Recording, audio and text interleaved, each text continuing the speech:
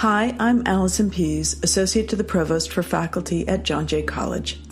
Welcome to Season 2 of our Distinguished Teaching Series, in which we celebrate the thoughtful and inventive pedagogy of our Distinguished Teaching Prize winners. In today's interview, I talk with Aida Martinez Gomez, Assistant Professor of Modern Languages and winner of the prize this year, 2018. I begin the interview by asking her what winning the prize means to her. I am so honored. It was such a great piece of news, especially knowing how many wonderful teachers there are in the college. The bar is really, really high. So I feel honored to be what I consider myself to be, a representative of all these joint efforts for our shared commitment to be excellent at teaching. So I'm one of 2 representatives this year, and I'm joining everybody else that has represented us in that sense. In the materials you submitted for consideration, you talk about creating assignments that shift the focus of learning from the instructor to the student. I think many of us who try to be good teachers understand intellectually that students learn more when they take ownership of their learning. When students, as you put it, become the creators and conveyors of knowledge. But I also think it's hard for us to do this in a thorough way. Can you share with us some of the things that you do to create a student-centered course? This is something that I've started to do relatively recently. And since there's not a lot of materials on the pedagogy of translation and interpreting, I'm playing a little trial and error type of thing. One of the things that I found very useful and very successful was in my legal interpreting class. Students, to be legal interpreters, need to know a lot about the legal process and understand the concepts. It's not just a question of knowing the terminology, this is the English term, this is the Spanish term, and we stay on the surface, because if you as an interpreter don't understand, then you cannot convey the message. So what I did was I created an assignment in which we were studying how the New York State court system works and the different types of courts and the services they provide. And I assigned each student a topic and gave them a list of questions that they had to find information for, that they had to develop a presentation, an explanation of what those concepts were and those processes, and they uploaded those videos to a platform that we use for interpreting, and then each student was paired with another 2 or 3 who were their evaluators. So somebody created the knowledge, the other ones gave them feedback. In terms of content, you explain what an arraignment is, but it's not clear to me yet. Could you please elaborate further or say it in a different way? In terms of terminology and also in terms of public speaking. Because to be an interpreter, you need to be a good public speaker. So they kind of worked independently but together, and then those videos stayed there for their other peers in the class to learn about that specific process. Really? So that was an example. Yeah. Is there such a thing as a typical Aida Martinez Gomez class? Or are there key elements that one could expect to see? What is that? What does it look like? There are a few things that come up in all my classes, and they differ a little bit whether it's a translation course or an interpreting course. But there are a few main traits.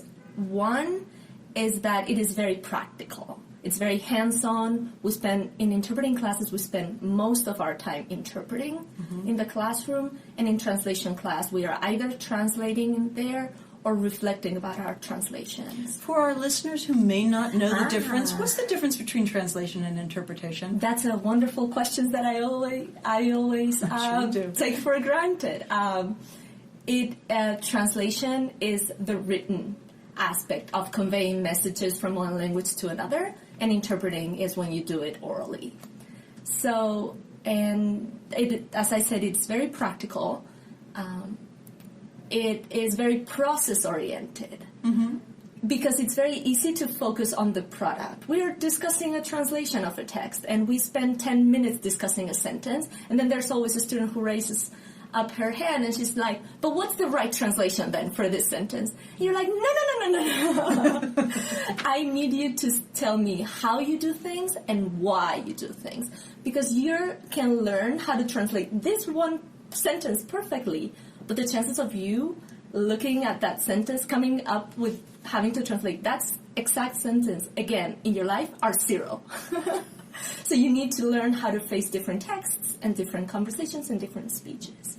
There is a lot of group work that mimics how the market works. Interpreters usually work in pairs, so my students need to be ready to work in pairs and support one another when they're interpreting. And translators work in translation teams that have a terminologist, a couple of translators, and then an editor. And you have to figure out how to work in those teams.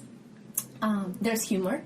I tell jokes and puns, and I think that what we were talking about earlier about the student-created content and the group work creates a community. Mm-hmm. And I have the luxury of being in a program where we have a small number of students, and the way that the course sequencing works, they stay together in several classes in the same semester, and we only usually have one section of each class. So there's a community that moves along, and you see how they create relationships, how they have their study groups, and they meet in the language lab, and they work together and do their homework together, practice together, and that support network, I think, is so valuable for them.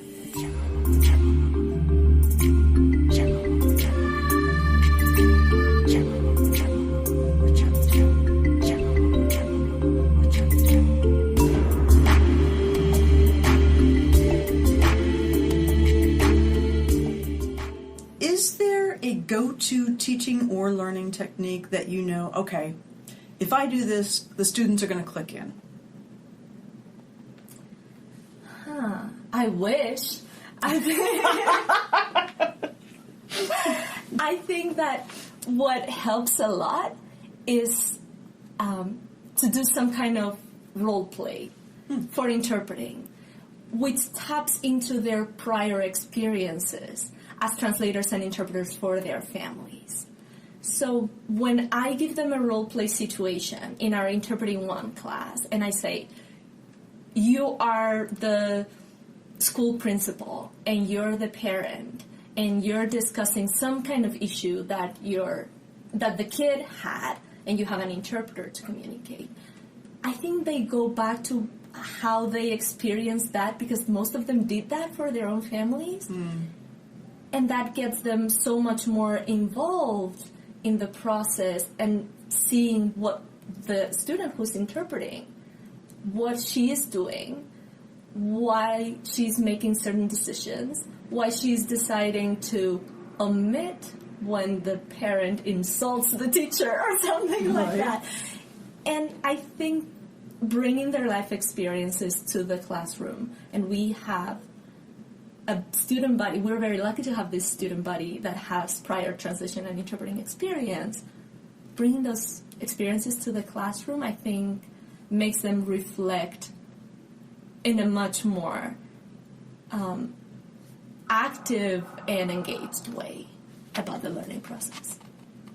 So you've been a participant in the faculty seminar on teaching at our Hispanic serving institution this semester.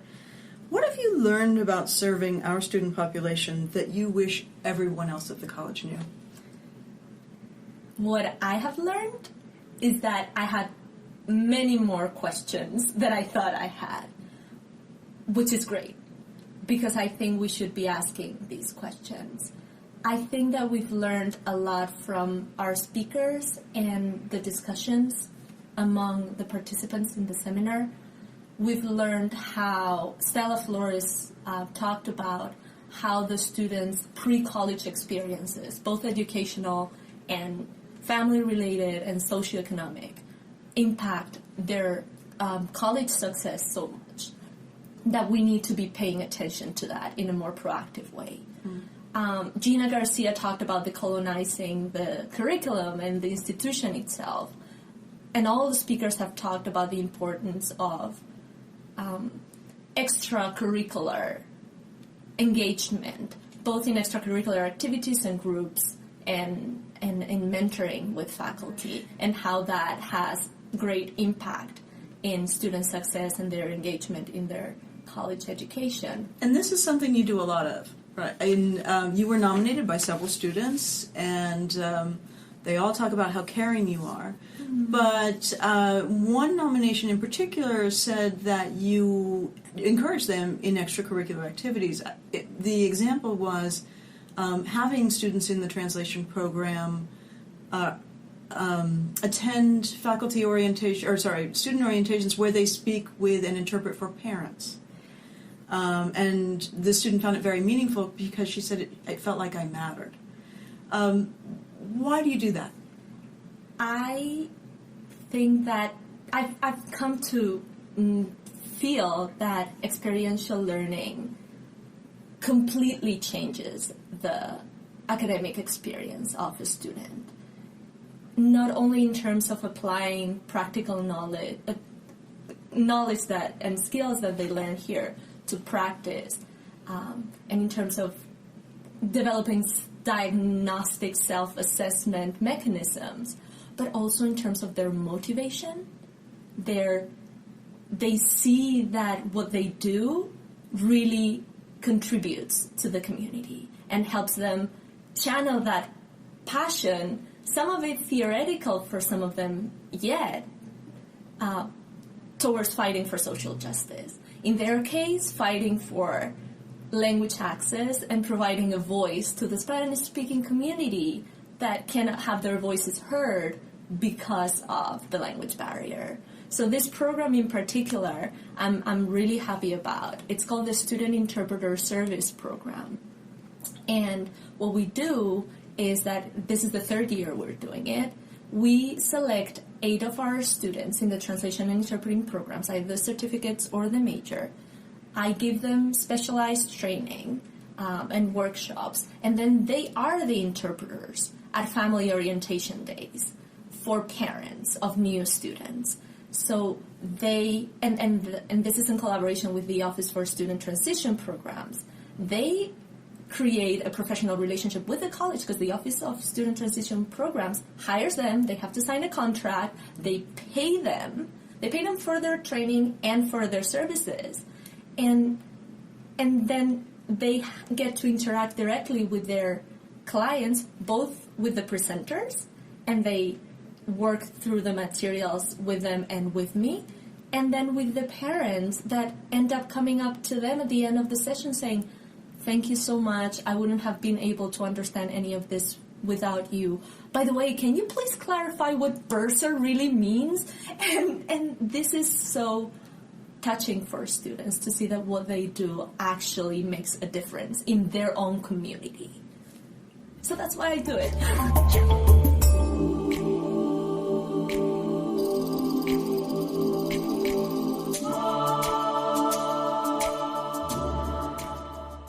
The mark of expertise is knowing how inexpert we are. What do you want to get better at? If that's the mark of expertise, I must be such a big expert because there's so many things I would like to fix. I want to get better at letting go of wanting to control everything. And I try to do it with all the student-centered activities and student-created content and the group work, but I have to continuously bite my tongue. I want to jump in. I want to say something. But I've noticed that when I don't, the conversation may deviate for like a few minutes, but there's always somebody that kind of brings it back into focus. So I have to be better at sitting back and letting them do it. But it's hard. And then something that I'm working really hard on improving is how to address those needs that are learning needs that are prior to the acquisition of translation and interpreting competence, that are basic for it, that are kind of the foundation, that some of our students may not have overcome yet. And it has to do with language skills, because even though we have a placement test and prerequisites, our students have very different linguistic backgrounds. Some of them have stronger English skills, some stronger Spanish skills, and also that ties to how they feel about the linguistic identity and what it means for them to be English dominant or Spanish dominant. And that's a whole other topic that I want to explore.